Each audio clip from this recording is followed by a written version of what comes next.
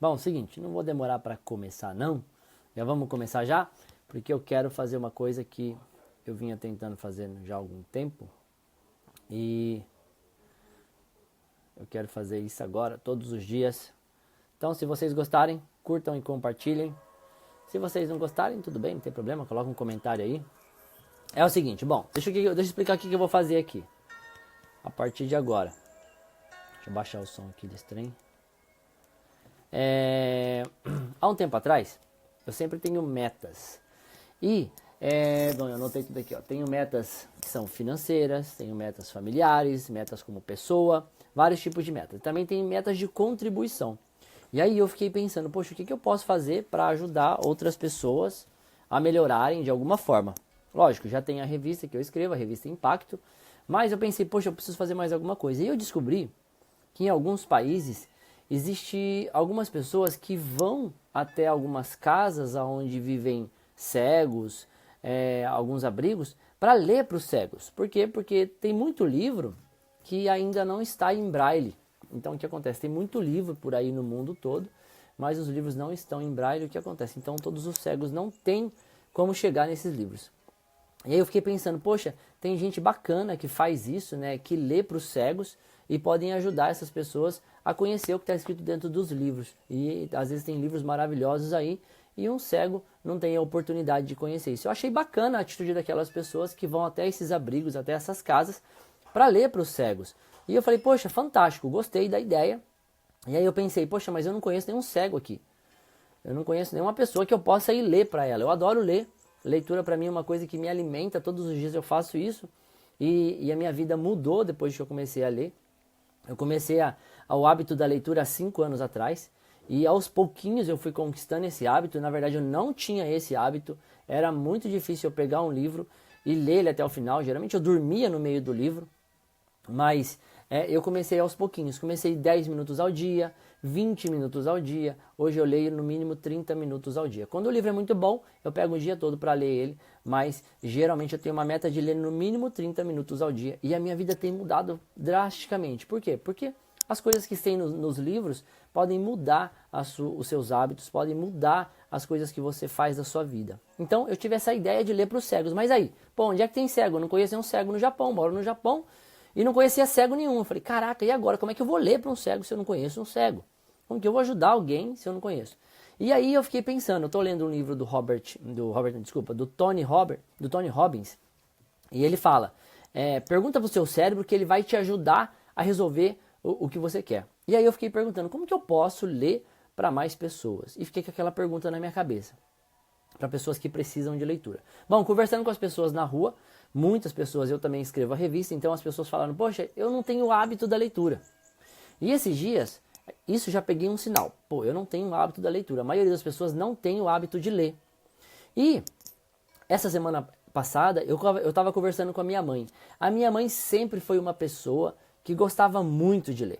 Sempre foi. Desde quando eu era criança, eu via minha mãe lendo. E recentemente eu conversando com ela falando dos problemas de saúde dela, e aí ela me falou que ela não estava lendo mais porque ela não conseguia mais ler. Eu falei, poxa mãe, não consegue ler por quê? Ah, porque eu não enxergo direito dos olhos, e aí eu fico tentando ler, acabo lacrimejando, acabo não lendo, e aí o que acontece? Acaba que não consegue fazer mais uma coisa que ela gostava tanto, que era a leitura. E eu falei para ela, mãe, se eu pudesse ler para você, se alguém lesse para você, a senhora ouviria a história? Ela falou, adoraria se alguém pudesse ler para mim. Então, convidei minha mãe para assistir aí, espero que ela esteja aí no Brasil assistindo também.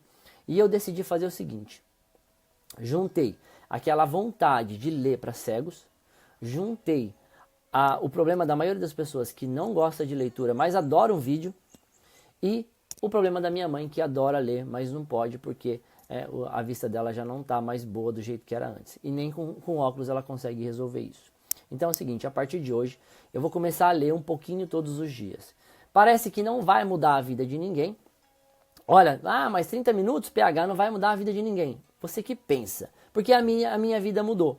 Para pensar 30 minutos ao dia, durante 5 anos, e tudo que eu conquistei até hoje. Então, se você começar a fazer o mesmo, então eu convido você hoje para tentar mudar. Então, eu não peço para você que acredite no que eu estou falando. Vou acreditar no PH, não. Beleza, não precisa acreditar. mas apenas assista o vídeo e acompanha. Olha, eu não sou um bom leitor, eu não sou um cara que sabe ler para todo mundo ouvir, tá? Provavelmente eu vou gaguejar um pouco na leitura, porque eu leio para mim, eu não leio para os outros até hoje. Então, isso vai ajudar o quê? Vai ajudar não só vocês, mas também vai ajudar eu a aprender mais a falar em público, a aprender a ler para outras pessoas. Isso vai me ajudar também, vai construir uma pessoa melhor. Então, eu ajudo vocês e automaticamente eu estou me ajudando. Então, aquelas pessoas que não têm o hábito da leitura, mas todos os dias à noite, de agora em diante, quer obter o hábito da leitura, ou o hábito da escuta, porque você só vai precisar escutar. Se você quiser comprar o mesmo livro que eu vou ler, hoje eu escolhi esse livro, tem um monte aqui de livros, mas eu escolhi esse livro aqui para a gente começar a ler, tá? Se você quiser comprar um livro igual esse e me acompanhar durante a leitura, beleza, pode me acompanhar, eu tenho certeza que vai fazer muito bem para você, beleza? O livro que eu escolhi para ler é esse aqui, ó, Os 7 Hábitos das Pessoas Altamente Eficazes, beleza? Esse livro aqui é fantástico, é muito bom. E geralmente os livros que tem aqui, todos eles eu já li, alguns eu comprei recentemente e ainda não li. Mas alguns eu vou ler ineditamente, então eu vou estar adquirindo conhecimento aí. Tá, então eu vou fazer o seguinte, todos os dias à noite eu vou vir para cá e durante 30 minutos eu vou fazer essa live. Se você quiser assistir, fica à vontade, assiste. Se quiser comentar, deixar algum comentário, eu não estou vendo o comentário de vocês, se vocês estão escrevendo ou não. Se vocês estiverem escrevendo, me perdoa porque eu não estou vendo nenhum comentário. E também não dá para ficar parando para responder comentário, né? Boa noite a todo mundo que entrou aí, beleza? Porque eu vou estar lendo, beleza? Então eu vou começar a ler agora e durante 30 minutos eu vou fazer essa leitura. Todos os dias das 11 até as 11h30, beleza? Então, aqueles que quiserem me acompanham. Se você gostou da ideia, curte, compartilha, chama a galera para escutar também. Ah, eu não tenho o hábito da leitura, não consigo ler, mas eu gosto de escutar. Então, de repente, escuta aí. Quem sabe o livro que eu vou ler hoje pode te ajudar a fazer bem para você, tá bom? Então, vamos lá. Os 7 Hábitos das Pessoas Altamente Eficazes, tá? É esse livro aqui, tá? O cara que escreveu ele é o Stephen R. Covey. Esse cara aqui, esse livro, ele foi vendido, olha, mais de 15 milhões de exemplares vendidos. É um livro fantástico, é top best-seller aí no mundo todo. E está escrito aqui, um livro maravilhoso que pode transformar a sua vida, por Tom Peters. Tá? Então vamos lá para o primeiro capítulo, de dentro para fora. Não existe neste mundo uma superioridade real que possa ser separada de uma vida correta. David Starr Jordan.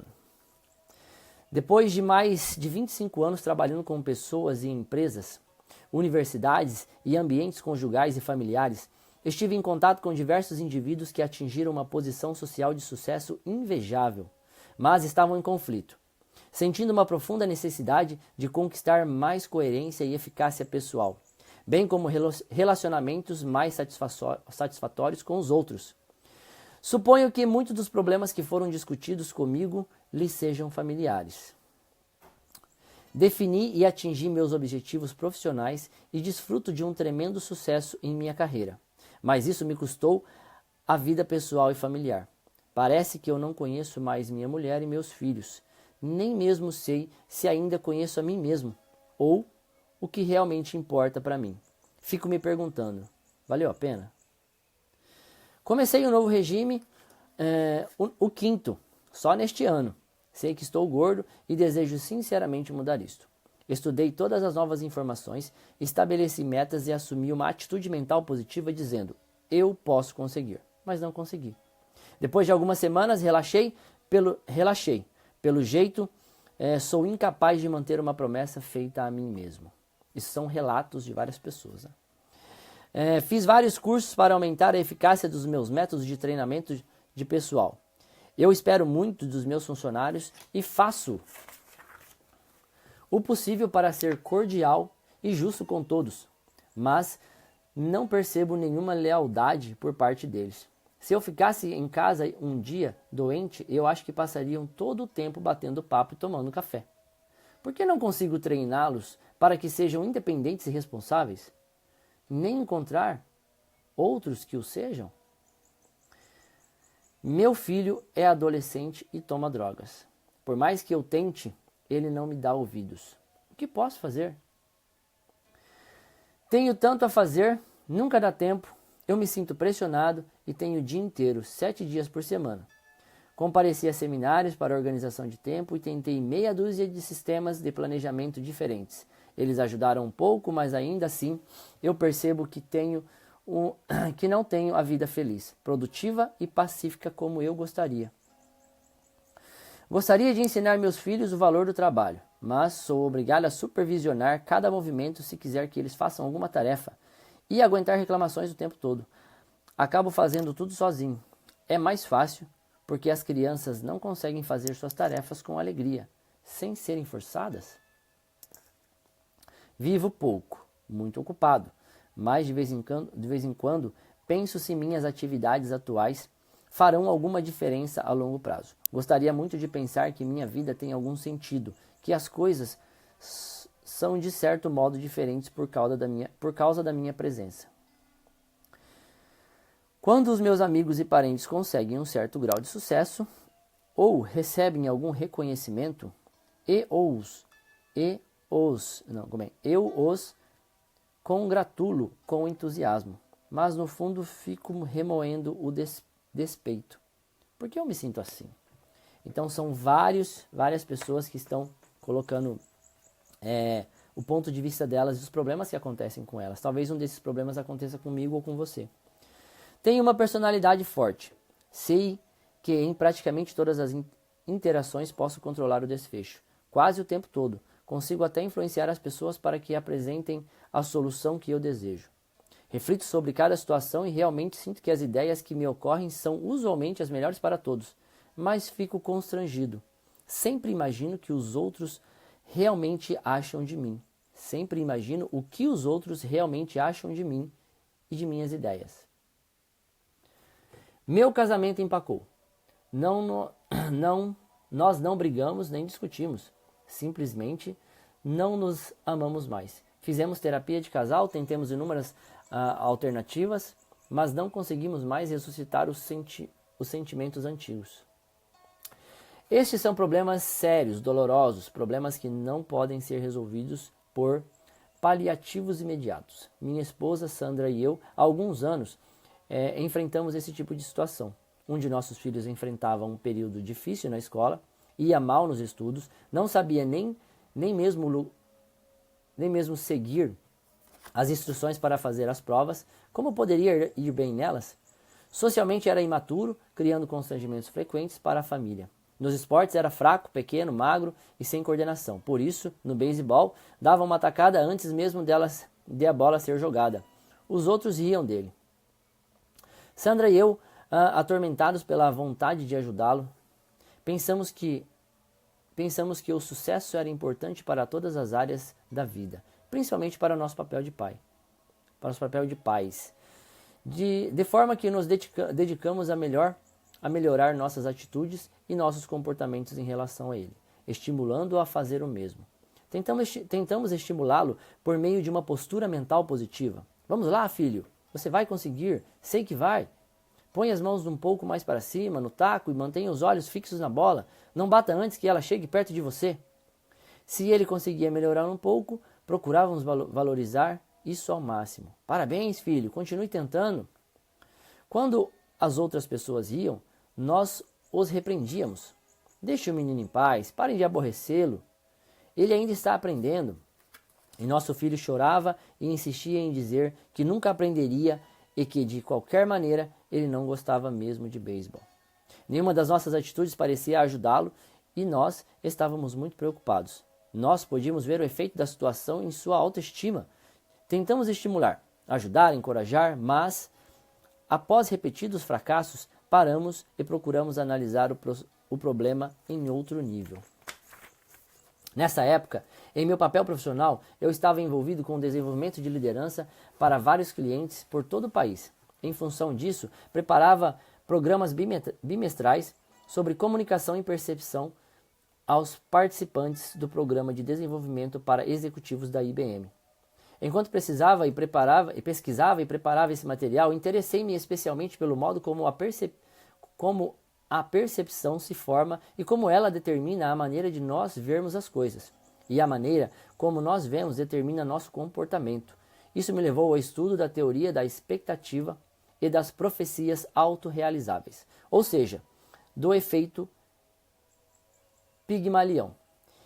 É a constatação de qual profundamente arraigadas estão nossas percepções. Aprendi que precisamos enxergar as lentes que usamos para ver o mundo, assim como o mundo propriamente dito, e perceber que essas lentes modelam nossa interpretação do mundo. Depois que Sandra e eu conversamos sobre os conceitos que eu estava ensinando na IBM e sobre essa própria situação, e sobre nossa própria situação, começamos a perceber que o que estávamos fazendo para ajudar nosso filho não se harmonizava com a maneira como realmente o víamos. Quando examinamos honestamente nossos sentimentos mais profundos, entendemos que nossa percepção da situação nos levava a crer que ele era basicamente incapaz, de certo modo, atrasado.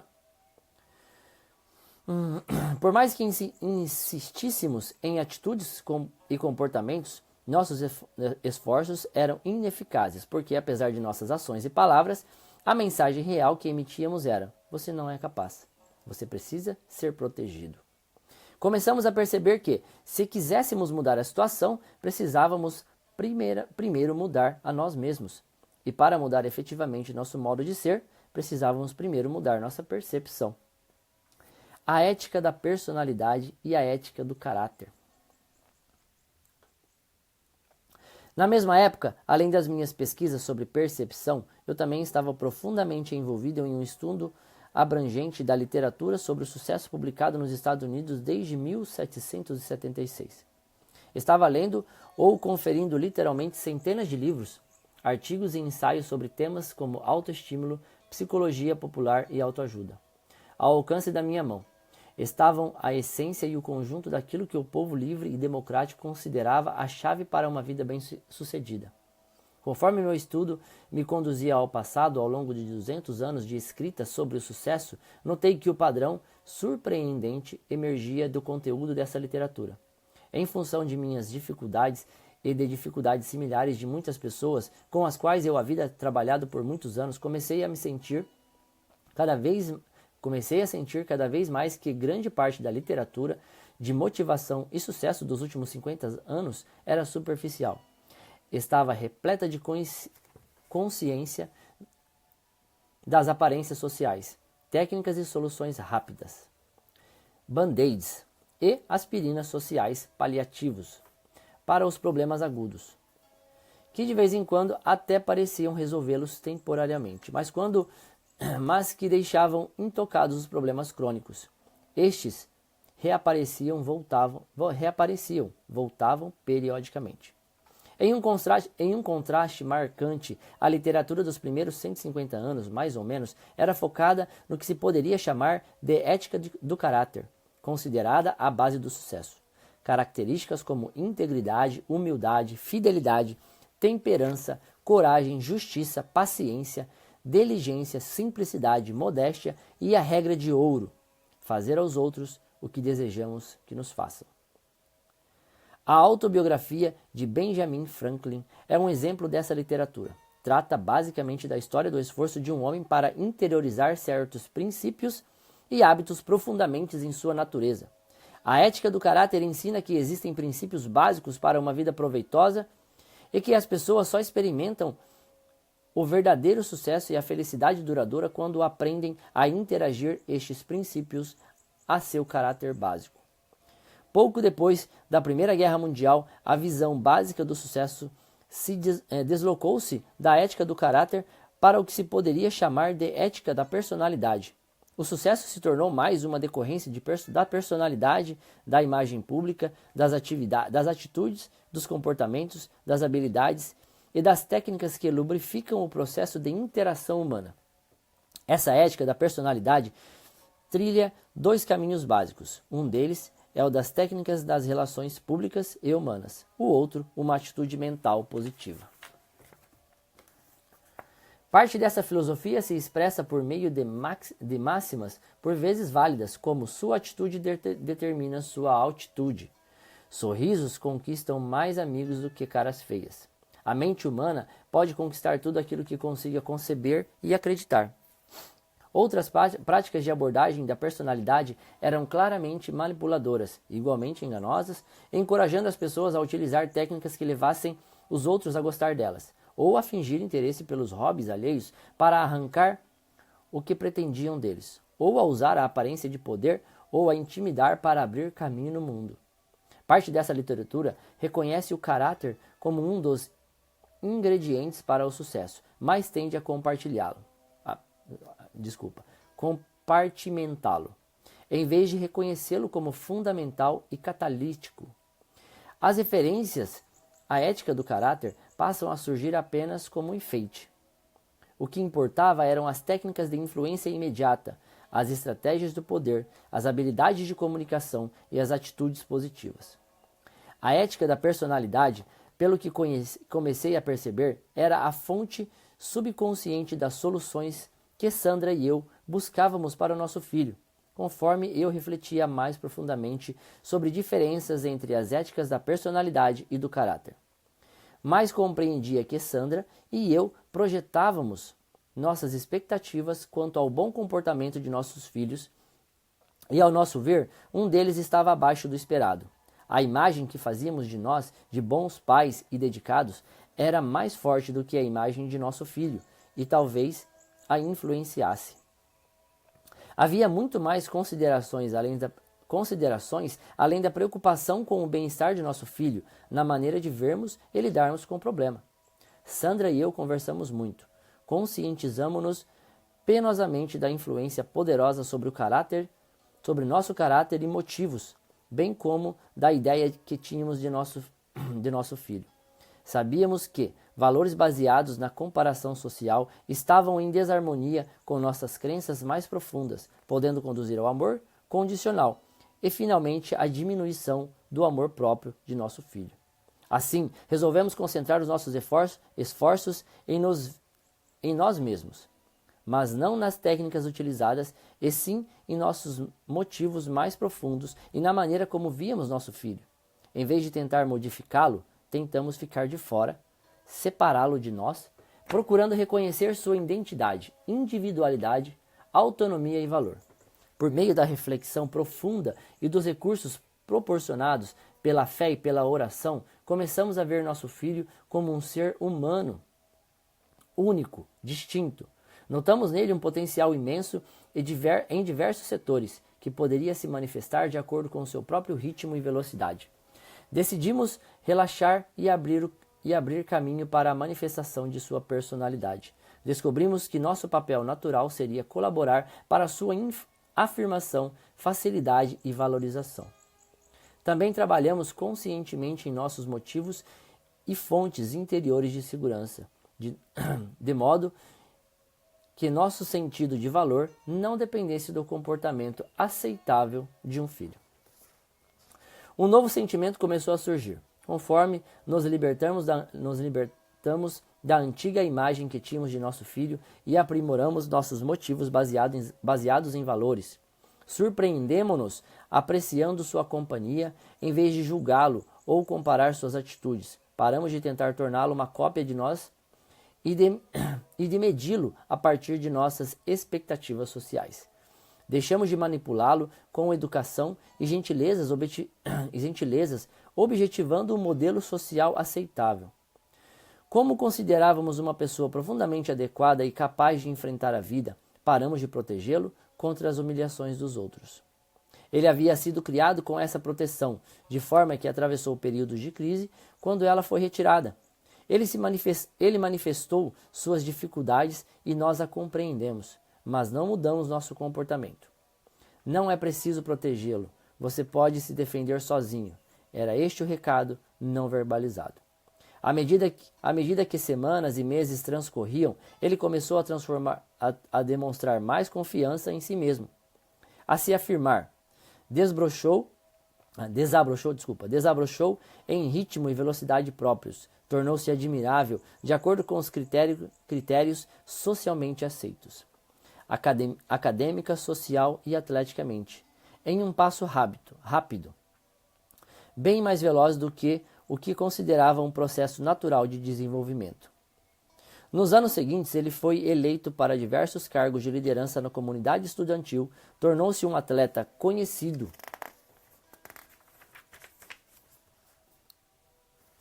no estado e passou a trazer para casa notas altas. Ele desenvolveu uma personalidade cativante e honesta que permitiu seu relacionamento pacífico com todos os tipos de pessoas. Sandra e eu acreditamos que as conquistas de nosso filho socialmente admiráveis eram muito mais uma expressão genuína de noção que ele fazia de si mesmo do que mera resposta às possibilidades de recompensas sociais. Esta foi uma experiência excepcional para mim e para Sandra, muito instrutiva para lidarmos com nossos outros filhos e em outros de nossos papéis também. Ela promoveu a conscientização em nível pessoal das diferenças vitais entre as éticas da personalidade e do caráter em relação ao sucesso. Um provérbio expressa bem nossa convicção. Explore seu próprio coração com toda a diligência, pois dele sairão as respostas da vida. Importância primária e secundária. A experiência que tive com meu filho, somada aos estudos sobre a percepção e as pesquisas da literatura sobre o sucesso, gerou uma revelação, uma experiência daquelas na vida em que se diz, ahá! E subitamente tudo se encaixa. Repetidamente, tornei-me capaz de perceber o impacto poderoso da ética da personalidade e a entender claramente as discrepâncias que frequentemente passam despercebidas em nível consciente. Entre o que eu sabia ser verdadeiro e informações que eu havia aprendido quando crianças, há muitos anos, e outras profundamente enraizadas na minha própria noção de valor, e as filosofias apressadas de quebra-galho que me cercavam no dia a dia, compreendi em um nível mais profundo que as coisas que eu ensinava às pessoas de todos os tipos há anos e sabia serem eficazes, com frequência se opunham a esses conceitos popularizados recentemente.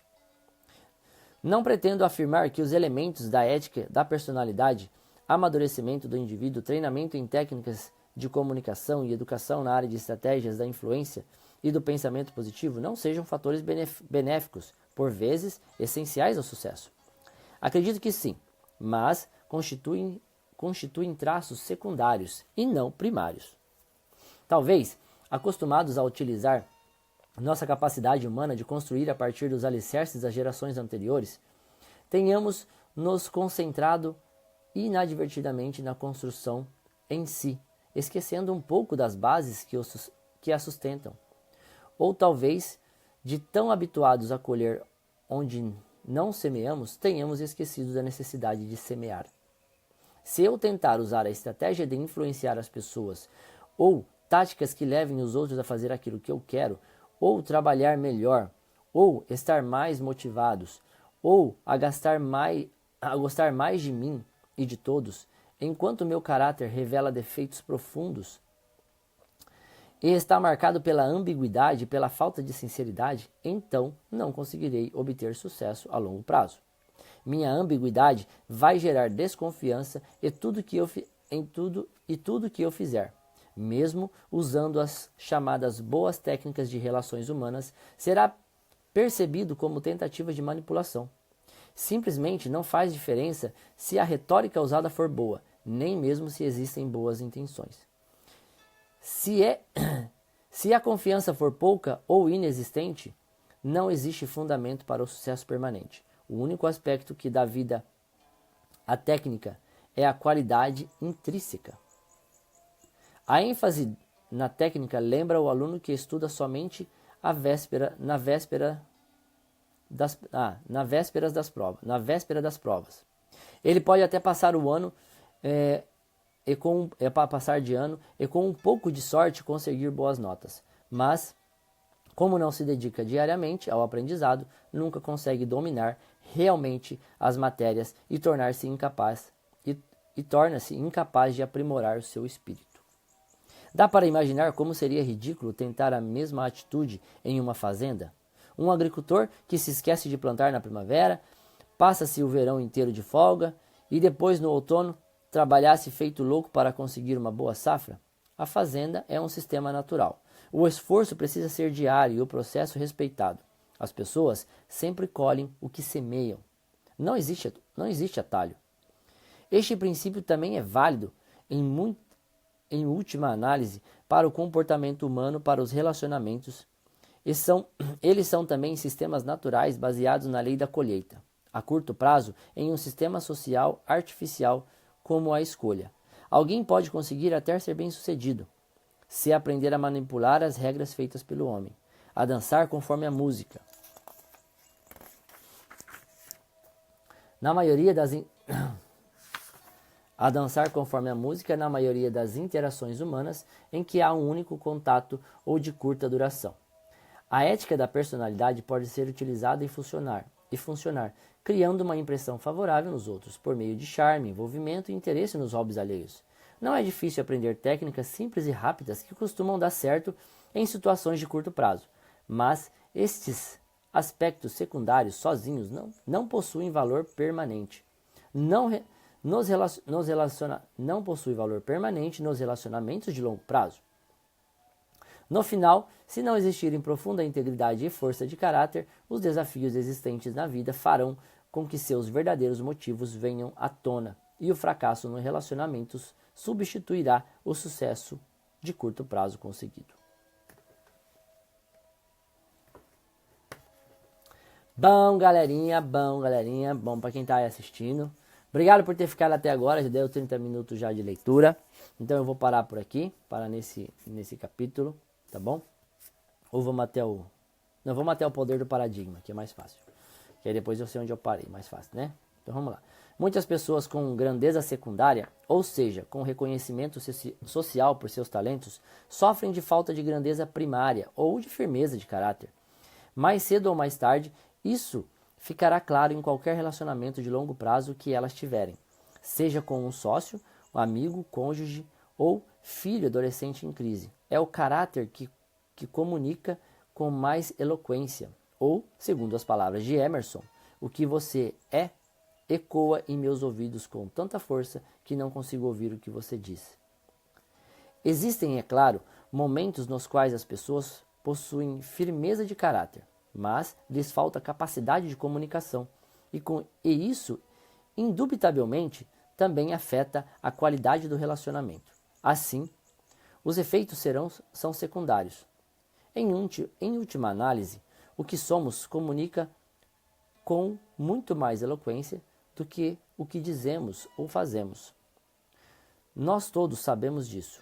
Existem pessoas em que confiamos absolutamente, pois conhecemos seu caráter, não importa se são eloquentes ou se conhecem as técnicas de comunicação. Confiamos nelas e trabalhamos com elas de modo proveitoso. As palavras de William George Jordan resumem bem esta questão. Nas mãos de cada indivíduo encontra-se um poder maravilhoso para o bem e para o mal. A influência silenciosa, inconsciente e velada de sua vida. Trata-se simplesmente da radiação constante do que a pessoa realmente é e não do que ela finge ser.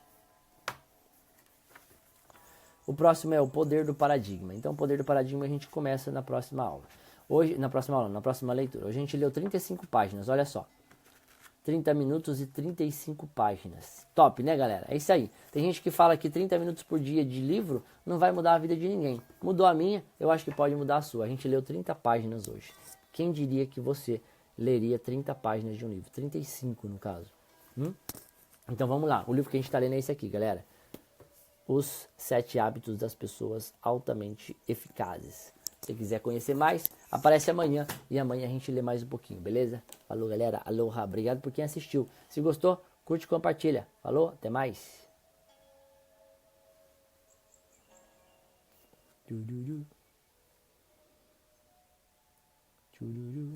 O Marcelão tá aí. Falou, Marcelão. O que faz pra desligar isso mesmo?